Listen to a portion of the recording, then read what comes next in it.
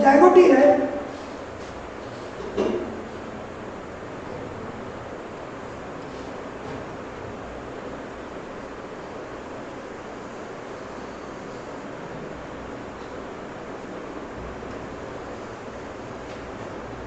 ये 2 क्रोमोसोम है, बाइवेलेंट है, और इसमें प्रत्येक क्रोमोसोम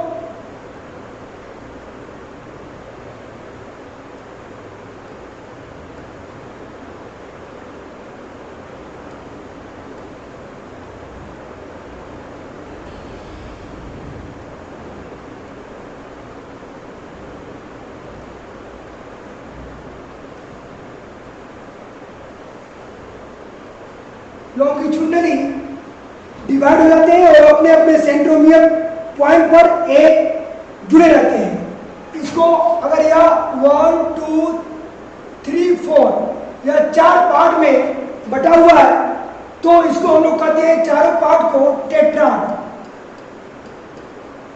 कहते हैं। और एक ही क्रोमोसोम के 2 सेगमेंट को हम लोग कहते हैं एक और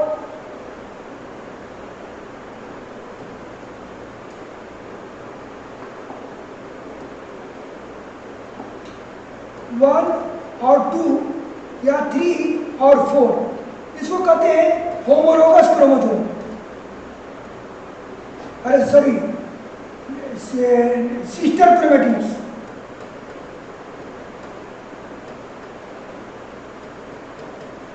और 2 और 3, 1 और 4 को कहते हैं नॉन सिस्टर क्रोमैटिड्स।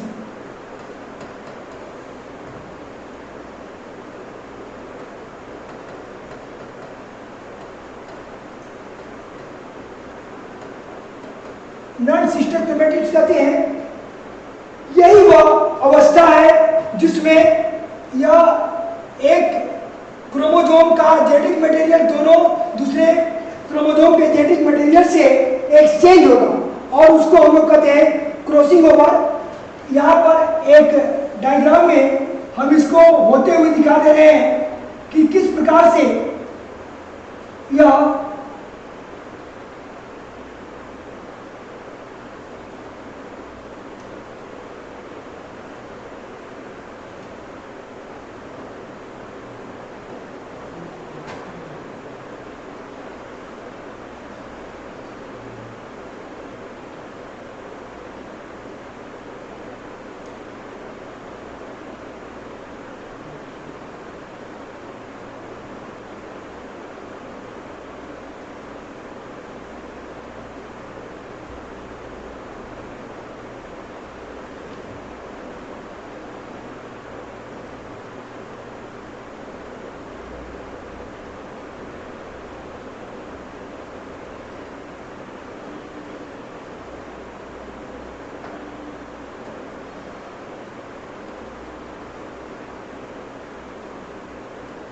देखिए यह 1 है, अगर यह 1 है, एक क्रोमोसोम का सेगमेंट है और यह दूसरे क्रोमोसोम का सेगमेंट है, तो दोनों के जेनेटिक मटेरियल आपस में एक्सचेंज होते हैं।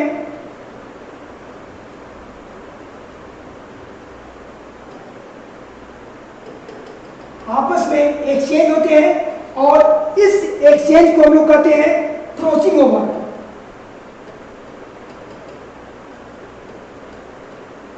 क्रॉसिंग ओवर कहते हैं। और क्रॉसिंग ओवर और ये सारी क्रियाएं जितनी भी है वो आपको पैकेटीन में होती है।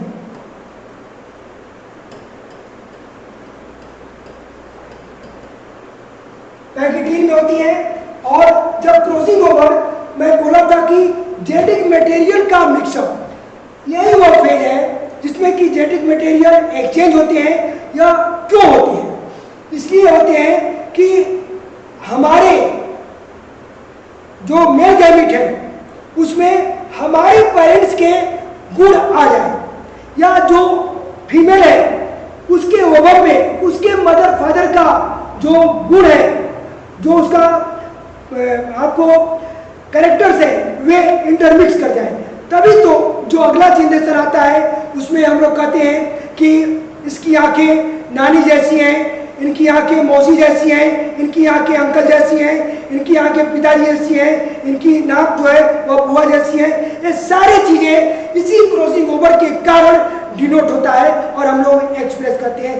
Therefore crossing over occurs in pachytene and it is very important feature of the meiosis.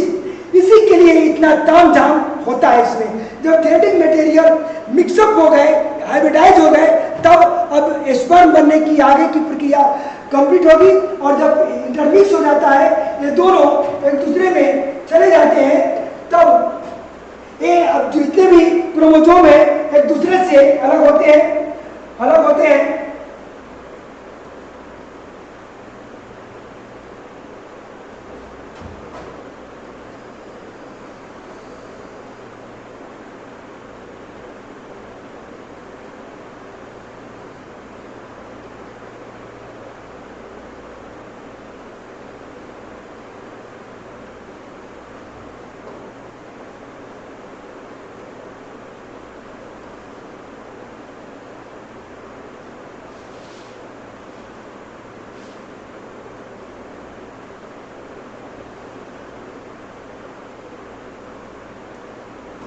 देखिए क्रॉसिंग ओवर हो गया दोनों में।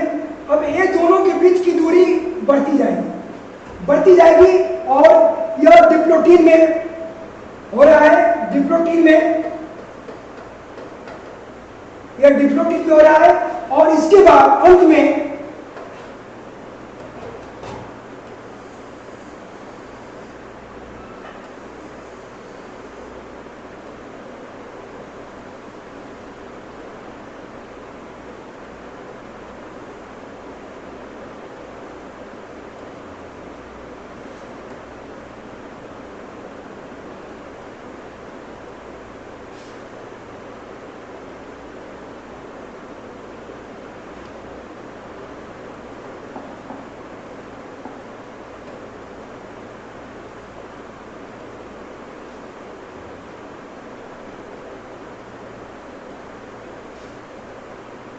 देखिए मैक्सिमम दोनों के बीच का डिस्टेंस या बढ़ जाएगा और इसको कहते हैं टर्मिनलाइजेशन।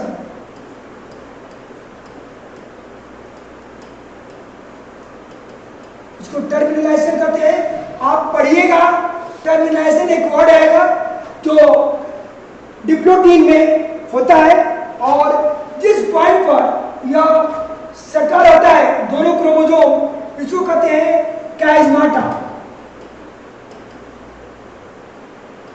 और इसके बाद अंत में क्या होता है कि इसके न्यूक्लियर मेम्ब्रेन वह डिसअपियर होने लगते हैं और डिसअपियर होने के साथ साथ वह आपका डाइकाइनेसिस फेज भी एंड हो जाता है।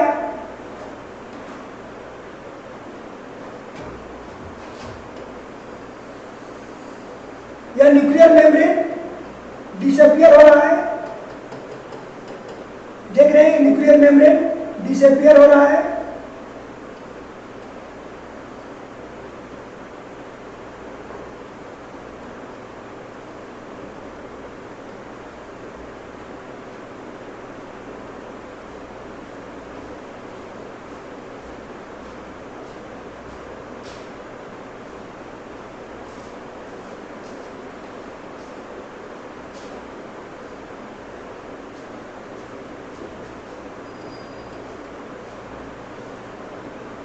यहाँ पर ए न्यूक्लियर मेम्ब्रेन डिसअपियर होने हो रहे हैं, इसको कहते हैं डाइकाइनेसिस। इसी के साथ आपका प्रोफेज 1 समाप्त हो गया। प्रोफेज 1 एक लंबा प्रोसेस है और इस प्रोसेस को बहुत ही स्टेप बाय स्टेप समझना पड़ता है कि क्या होता है। इसके बाद सिंपल मेथड है, मेटाफेज 1, एनाफेज 1 और टेलोफेज 1 है।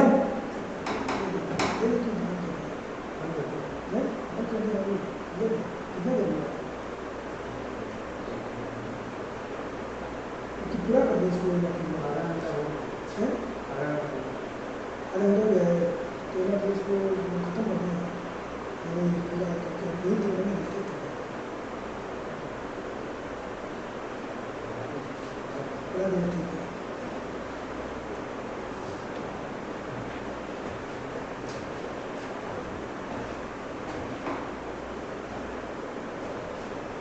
देखिए यहाँ पर अब आता है आपका एनाफेज।